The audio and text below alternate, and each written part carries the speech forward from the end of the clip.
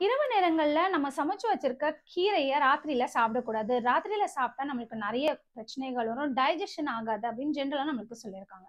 So உண்மையிலே கீரை வந்து ராத்திரியில சாப்பிட்டா கெட்டது தானா? டைஜெஷன் ப்ராப்ளம் வருமா? இப்ப இருக்கிற மாதிரியான ஃபியூவல் ஃபெசிலிட்டிலாம் வந்து அந்த காலங்கள்ல இல்ல. நெனச்ச உடனே நம்ம கேஸ் ஸ்டவ் பத்த வைப்போம்.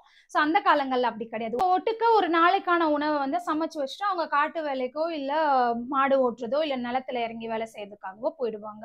ஸோ அப்போ வந்து ரெஃப்ரிஜரேஷன் அப்படின்னு ஒரு ப்ராசஸ் கிடையாது. ஃப்ரிட்ஜ் கிடையாது. ஸோ நம்மளோட வெளியில இருக்கிற டெம்பரேச்சர்ல தான் வந்து வச்சு பயன்படுத்தணும். கீரைய சமைக்கும்போது ஒண்ணு தேங்காய் போட்டு சமைப்பாங்க. அப்படி இல்லன்னா பருப்பு போட்டு சமைப்பாங்க. பிளஸ் கீரையிலேயே நேச்சராவே தண்ணி இருக்கும். ஸோ அது ஒரு சட்டியில குக் பண்ணி நீங்க இந்த டெம்பரேச்சர்லயே வச்சுட்டு போயிட்டாங்க அப்படின்னா, அது வந்து நீர் கோத்துக்கும். மேபி அது கெட்டு போகுறதுக்கான வாய்ப்புகள் இருக்கு. ரீஹீட் பண்றதுக்கு பாசிபிலிட்டி இல்ல அப்படிங்கிறதுனால, அத வந்து ராத்திரிகள்ல அவாய்ட் பண்ணிக்கோங்க அப்படின்னு சொன்னாங்க.